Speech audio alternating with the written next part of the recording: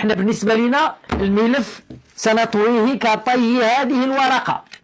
علاش غيبقاو دوك 5000 حتى ل 6000؟ هذا هو التقديرات ديال الناس الحاملين السلاح، يعطيوهم شبكوني معليش مخازنيه، يعطيهم ديك الهراوه، ما كاين لا سلاح لهم يحزنون، يديروا النظام ويديروهم في رؤوس الجبال وفي رؤوس الاوديه والشعاب والى اخره. هذا هو جزاؤهم.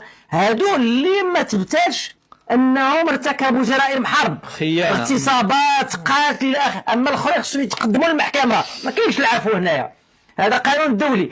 غيبقى ديك الساعه اللي ربما العصا اللي عند ميريكان هي اللي استعملتها الان مع روسيا. روسيا بعظمتها قادره الميريكان تركعها بالعقوبات الاقتصاديه.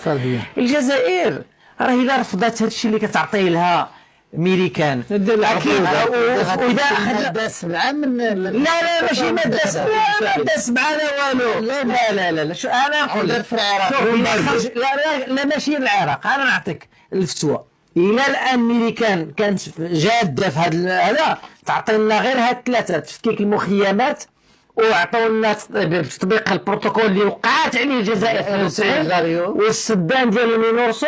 وهذا القرار بركه علينا، حنا غنديروه في جيبنا. انتهى الملف. فاش غيبقى الجزائر الميريكان غتقول الجزائر واش غتقبل؟ الا ما قبلتش الجزائر هذا الشيء هذا، العقوبات الامريكيه ماشي العقوبات مجلس الامن، غير العقوبات ديال الميريكان يعاقبوهم. والان بعد الموقف ديال فرنسا وديال اسبانيا يعاقبوا الجزائر غير بانهم يوقفوا صادرات الغاز ديالها غير شهرين، لانهما 97%. هذه الارقام ديال الدوله الجزائريه، ديال الخزينه العامه.